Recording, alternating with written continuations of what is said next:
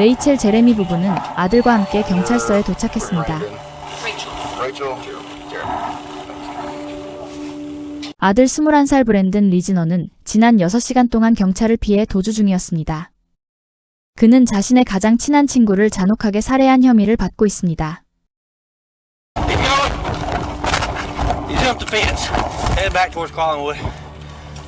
그리고 부모는 아들이 살인 용의자라는 사실을 알게 된 뒤 그저 아들의 운명을 기다리며 기도할 수밖에 없습니다.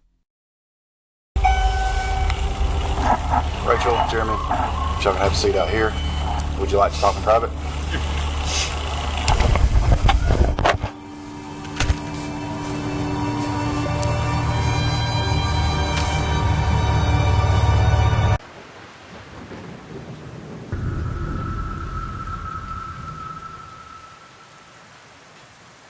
2022년 11월 차가운 어느 아침 조지아주 롬에서 경찰은 버려진 토요타 프리우스를 발견합니다.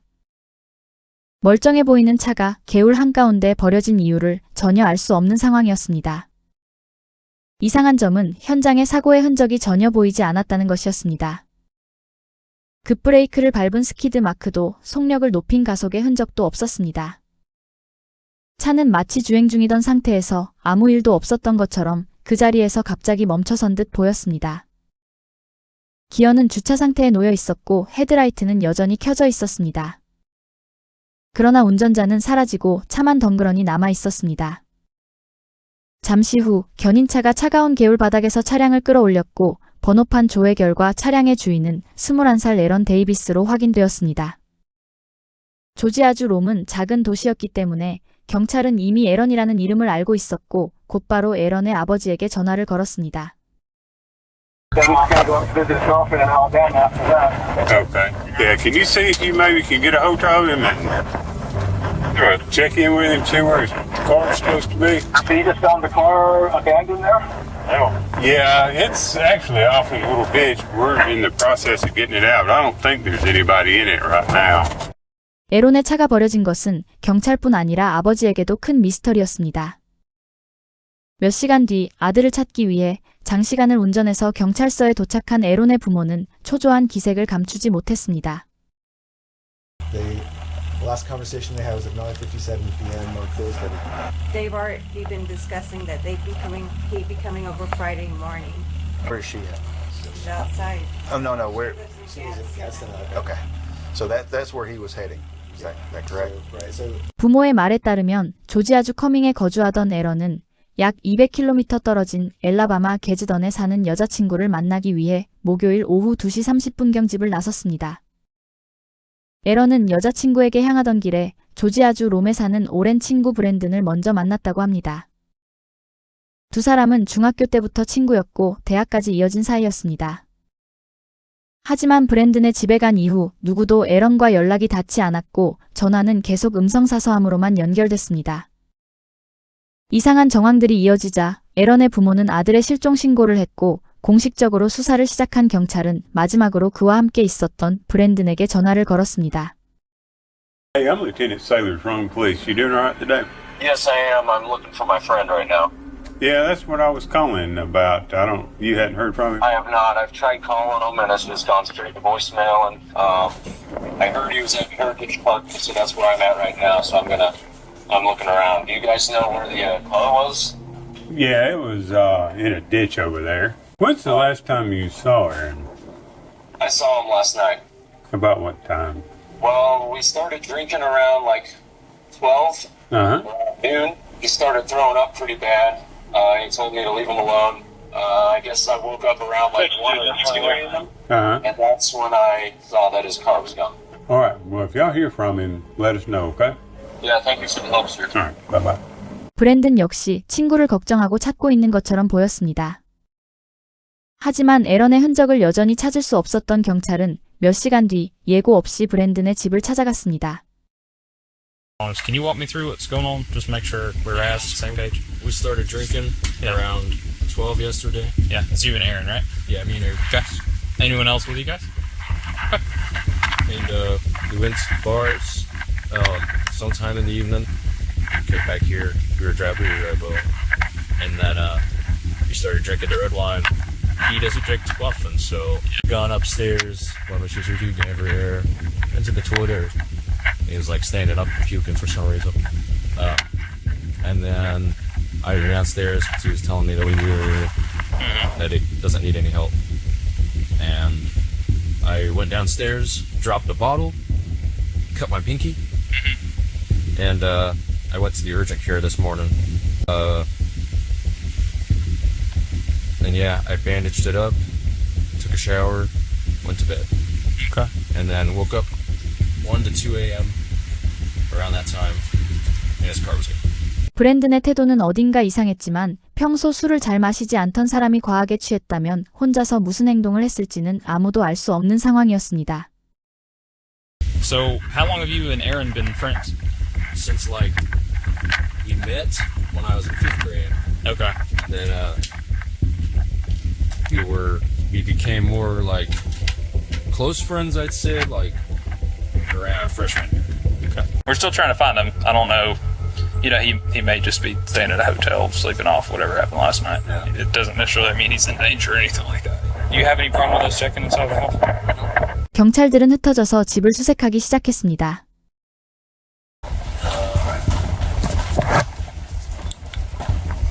So this is my parents' bed. Okay. So you don't normally go in here? I confess I did take a couple baths in there because they have the bed. 경찰이 집안을 수색하는 동안 불길한 장면들이 드러나기 시작합니다. 세탁기 안에는 더러운 침대 시트가 가득했고 산업용 수준의 대량 세정제가 발견됐으며 그리고 무엇보다 강하게 풍기는 표백제 냄새가 있었습니다. 그리고 위층으로 올라간 순간 경찰들은 아래층과는 사뭇 다른 공기를 느꼈습니다. 말로 설명하기 힘든 묘한 느낌과 함께 이곳에서 무언가 심상치 않은 일이 벌어졌음을 직감했습니다. 침대 옆 바닥에는 상당한 양의 혈흔이 있었습니다. 단순한 구토가 아니라 다른 무언가가 섞여 있는 흔적이었습니다. All the way over here.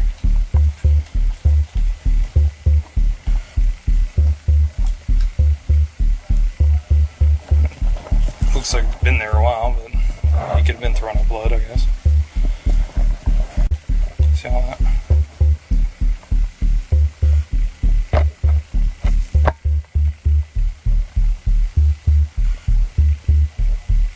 It's weird to be throwing up blood like that. Not to mention, if he had alcohol poisoning, he wouldn't have been able to get up and move around this morning. Especially at 2 or 3 in the morning. 브랜든의 설명만으로는 이 방의 상황을 전혀 이해할 수 없었습니다. 분명 누군가가 현장을 치우려 한 흔적이 있었지만 그럼에도 불구하고 남아있는 혈흔의 양은 이곳에서 끔찍한 일이 벌어졌음을 말해주고 있었습니다. 경찰은 에런이 이 방에서 살아서 나가지 못했다는 것을 확신하게 됩니다. Right now. Can you just secure a warrant for the rest of the house?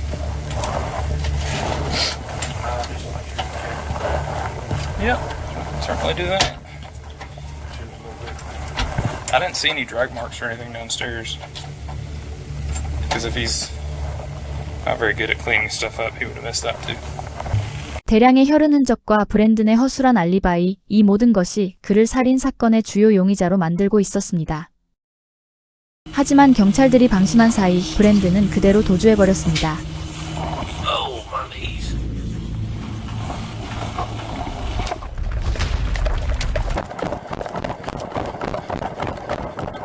Westbound from Collinwood.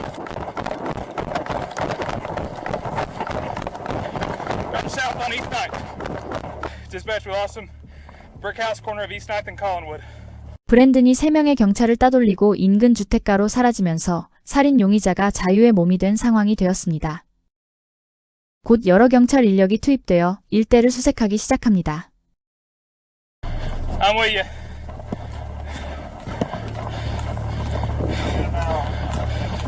Okay. Did you hear any dogs barking that way? Okay. Okay.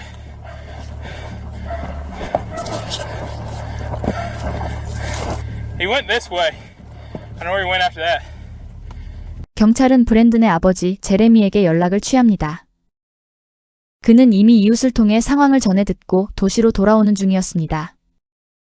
그 사이 경찰은 주변을 샅샅이 수색합니다. He was on the street before this one right here, but I was coming over here to get the backyard. He had a red shirt. He was just walking down with long blonde hair. Yeah, it's him. I had him come in the house to show me the common areas. He said Brandon was last seen upstairs in the bedroom, thrown up in the bathroom. Walked in there, saw a few spots that could be blood on the bed, looked around the side, tons of blood that he was trying to get up with bleach. He heard me. What'd you say? I said the sheets were in the dryer, and that's when he took off. I think he killed him. Or dumped him. 수색 범위가 확대되는 가운데 경찰은 브랜든의 과거를 조사하기 시작합니다. 처음에는 별다른 문제점이 발견되지 않았지만 그의 SNS를 확인하면서 상황이 달라집니다. 브랜든은 공포체험시설에서 사람들을 놀라게 하는 배우로 일하고 있었고 거칠고 야성적인 범죄자 역할을 맡고 있었습니다. 또한 그는 직접 음악을 만들고 있었는데 그 가사에는 죽음과 살인에 대한 내용이 자주 등장했습니다. Oh yeah, he's been cleaning. Look at that. He's cleaned. I know there was cleaned that. all the way on the back here on this back wall. Perfect lighting photograph that. More blood in the shower. I wonder what we I'd love to know that. I would almost guarantee he's floating in the river. Well, they dumped the car right there. 한편 아버지 제레미와 어머니 레이첼이 도착했고 경찰은 그들이 아들의 행방을 알고 있기를 기대했습니다. 에런이 왔을 때 그들은 타주에 있었기에 집에는 에런과 브랜든뿐이었고 에런의 실종 소식을 듣고 급히 도시로 복귀했다고 합니다. There's suspicion that Brandon was involved in what? Hurting Aaron or something? There's suspicion that something happened in the home. Beyond getting drunk and throwing up? Well, we don't know. We don't know. We called back after the boy's mom called us. We called back and said, when did you last see Aaron? He says, I guess he left during the night. That's all we did. He went to look for him where the car was reported. Yes. 제레미는 아들이 갈 만한 곳에 가보겠다고 말한 후 자리를 떠났습니다. 제레미는 집을 수색하던 중 브랜든의 휴대폰을 발견했습니다. 휴대폰으로 브랜든의 이동 경로를 추적할 수 있기 때문에 수사에 있어 매우 중요한 단서였습니다. 하지만 제레미는 상황을 더 정확히 이해하기 전까지 휴대폰을 경찰에 넘길 생각이 없었습니다. 상황은 엄중했지만 브랜든은 그의 아들이었고 유죄가 입증되기 전까지는 무죄이기 때문이었습니다. 어두운 밤이 찾아왔음에도 브랜든의 행방은 여전히 묘연했습니다. 초기에 협조적이었던 제레미는 다시 마주한 경찰 앞에서 이전과는 180도 다른 태도를 보였습니다. What's the status? So, first of all, I understand you found his cell phone. That's right. You want to turn that over to us? Maybe. Okay. All right. Yeah. I do. My gut says yes, but at the same time, yeah. I mean, I don't know. We'll probably need to go through it and see at least maybe where he's been today. Right. There is a significant amount of blood in that upstairs bedroom on the carpet. Do you have a warrant that would include the phone? No, we'd have to get one at some point, so we couldn't go into it without that. So. I've looked through it, and he's reached out to friends throughout the day, asking if they had heard from Aaron. Okay. Some texts back and forth. 제레미가 휴대폰을 경찰에 넘기는 것을 주저하는 태도는 그 안에 심상치 않은 내용이 담겨 있다는 의구심을 품게 하기에 충분했습니다. Found the phone, tells us that he found the phone, but doesn't want to give it to us without a search warrant. How did that end up with his phone?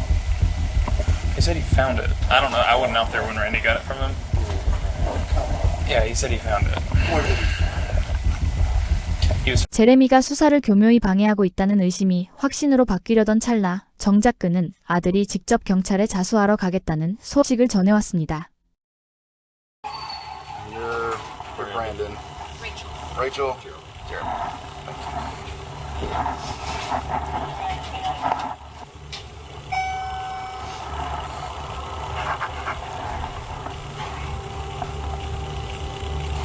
You need to send somebody out to find the body.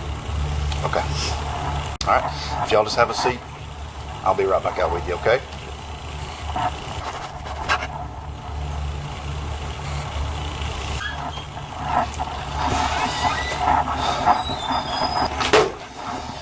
All right, Brandon. Anything in your pockets that I need to know about? Wallet and keys. Those real quick. Anything else? 경찰이 의심스럽게 보았던 제레미의 행동은 사실 아들을 경찰에 넘겨야 하는 한 아버지의 고통이었습니다. 왜냐하면 제레미가 아들의 휴대폰에서 본 내용은 그의 가장 끔찍한 악몽을 확인시켜주는 것이었기 때문입니다. 에런이 도착한 날 밤 자정 직전에 브랜든은 카펫에서 피를 지우는 방법, 사람 눈에 잘 띄지 않는 장소, 세탁기 물 빼는 방법, 그리고 월마트에 덕테이프가 있는지 등을 인터넷에서 검색했습니다. 뿐만 아니라 브랜든은 그는 자신의 혀와 피에 목이 막혀 질식할 때까지 비명을 질렀다 라는 내용의 소름 끼치는 노래 가사도 만들었습니다. 또한 그날 밤 자신의 행동과 생각을 적은 메모도 발견됩니다. 나는 지붕 위로 올라가 먹잇감에 조용히 다가갔다. 침대 위에 누워있는 그를 보았다. 집안에서 이 일을 할 수 있다는 사실에 놀라웠다. 게다가 에런의 시신을 처리한 후 집에 가서 노래를 만든 후 흔적을 지우는 것과 거짓 알리바이를 만드는 내용이 포함된 해야 할 일 목록도 있었습니다. CCTV에는 그가 살인 몇 시간 후 태연하게 월마트에서 청소용품을 구입하는 모습도 찍혀 있었습니다. 같은 날 그는 에런의 여자친구와 에런에게 직접 메시지를 보내며 걱정하는 척 알리바이를 만들어가기 시작했습니다. 가장 충격적인 사실은 브랜든이 이미 몇 달 전부터 살인을 상상해왔고 초가을부터는 실제로 계획까지 세우고 있었다는 점이었습니다.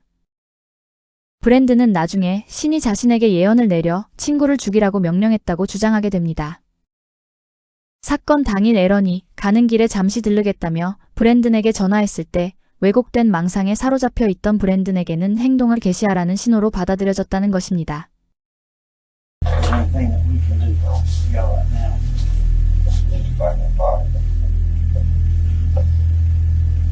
Take you out.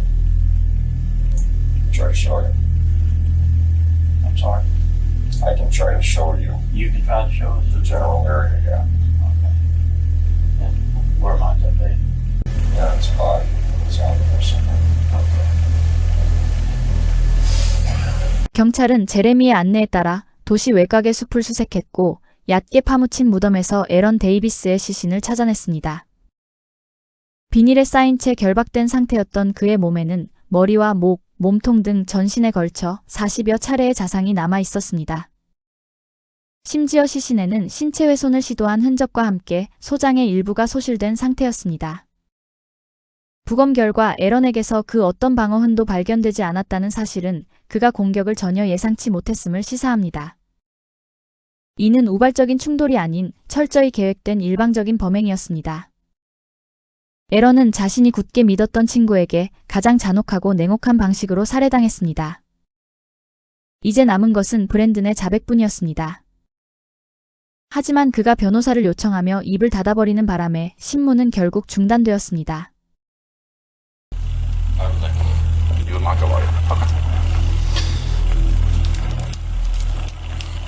비록 그의 직접적인 자백은 얻지 못했지만 경찰은 이미 그를 기소하기에 충분하고도 넘치는 증거를 확보한 상태였습니다. I told you earlier you were being held for the obstruction where you ran from the officers earlier. Now you're going to be charged with murder, aggravated assault, obstruction, and hindering investigation of it. 재판에서 검찰은 그날 밤의 사건을 이렇게 재구성했습니다. 술과 노래방을 즐긴 후 에런은 위층 침실에서 잠이 들었습니다. 자정이 되기 전 브랜든은 칼을 들고 지붕 위로 올라가 창문을 통해 방 안으로 들어갔습니다. 그리고 잠든 친구를 향해 40차례 이상 칼을 휘둘렀습니다. 이후 그는 시신을 욕실로 옮겨 훼손을 시도했고 비닐로 감싼 뒤 여행 가방에 넣어 숲에 유기했습니다. 친구의 시신을 처리한 후에는 범행의 흔적을 지우기 시작했고 그 과정에는 에런의 차량을 개울에 버리는 행위도 포함되어 있었습니다. Aaron Davis was and is the love of my life. I will never be the same for having known him.